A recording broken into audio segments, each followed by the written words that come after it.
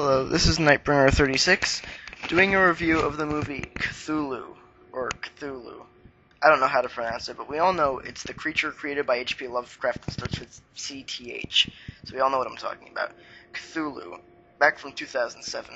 Now, I know I'm a bit late on this, but it's not a well-known film as far as I know, so I figure I can review it, and most people will still be unknown to it. So, what can I say about Cthulhu? If I could describe it in one word, that word would be confusing. Because that's exactly how I felt when I finished watching this movie, which was about 10 minutes ago. It's currently 4 in the morning, so yeah. Alright, well, the first main problem this film has is that it deviates too much from Lovecraft's story. There are so many things that are different. The movie is supposedly based on the story The Shadow over Innsmouth, which I just finished reading about a week ago, so it's fresh in my mind.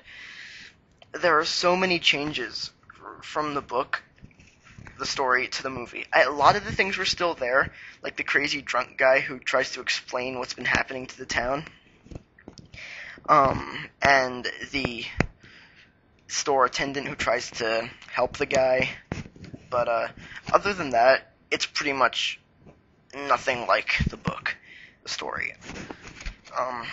First of all, it's not Innsmouth. I think they say the name of the town, it's like Riverside or something.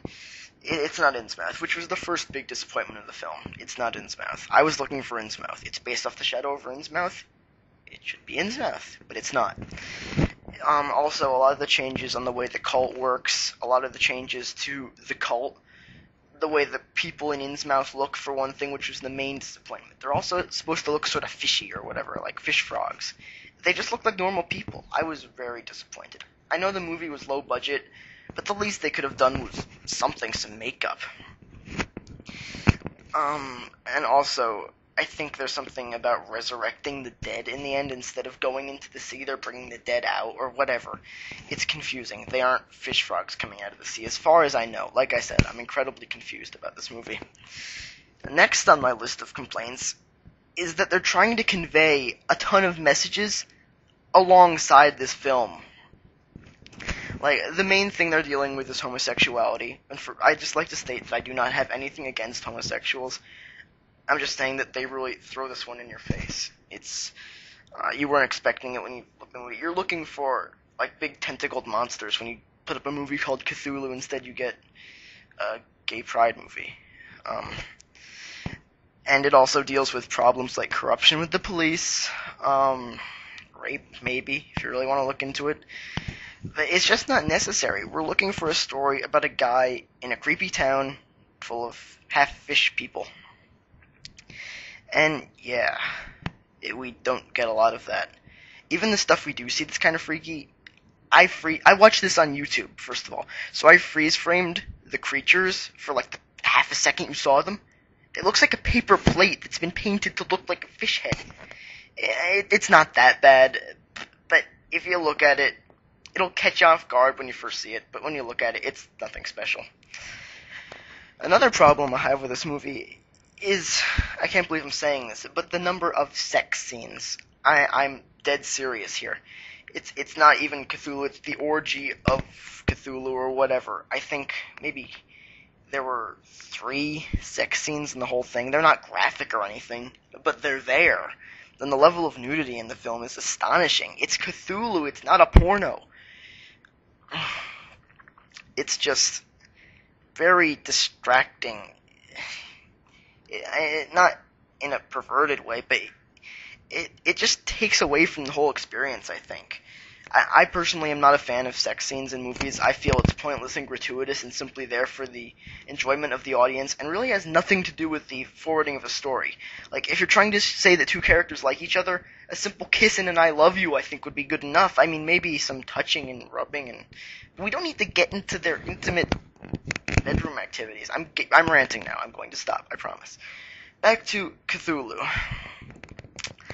Another thing about this movie that I'm not fond of, it's not even really a movie, it's a liberal arts experimentation loosely based around the works of H.P. Lovecraft. Now, what I mean by that is that they're constantly switching camera angles and using flashing lights, and there's darkness and lights and darkness and lights, and then we're getting flashbacks, but we aren't explained what these flashbacks are, what their significance is, and if we're even in the same location that we're flashing back to, or if it's a complete different location at all. Then we get these dream sequences that are incredibly insane, and they happen, like, periods throughout the movie. You'll see a fraction of the dream, then the movie will continue, then you see another fraction of the dream, and this will happen all throughout with the flashbacks and the dreams. It's crazy, I swear. Some of the camera angles are just bad, too, but that was just a random side note.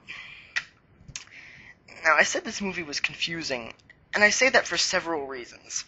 First of all is that they don't tie up any loose ends. There are at least 150 loose ends left by the end of the movie.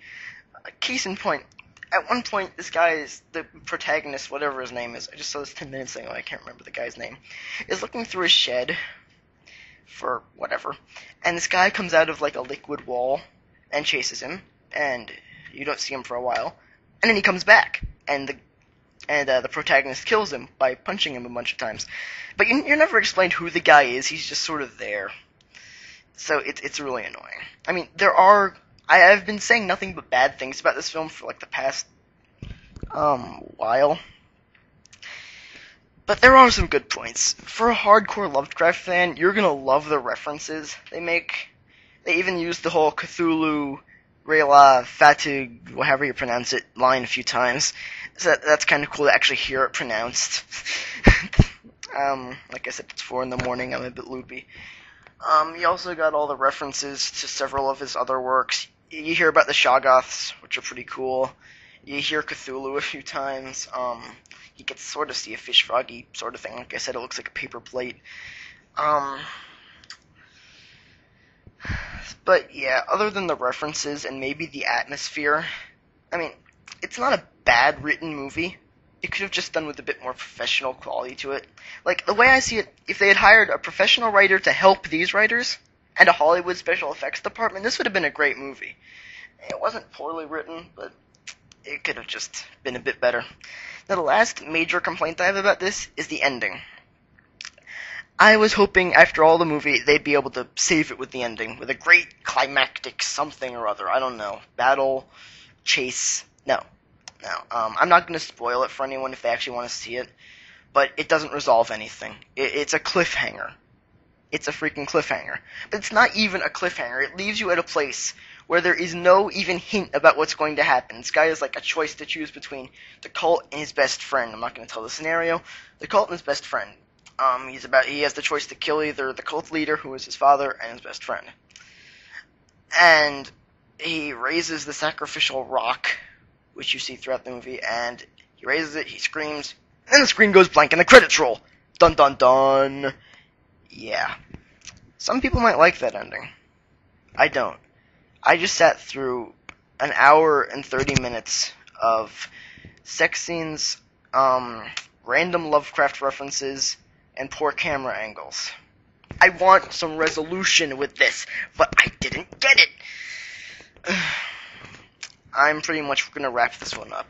I'm going to give it a star rating, and this is going to be different for everyone who sees it. I mean, it was not bad, but it certainly wasn't good. I'd have to give it 3 stars, maybe 2.5. Maybe 3.5 if you're really a hardcore Lovecraft fan, but if you're a hardcore Lovecraft fan, you may hate it for how they butchered the shadow over Innsmouth. So if you're really into Lovecraft, take a look at it. It's worth a shot. But set yourself up for a disappointment.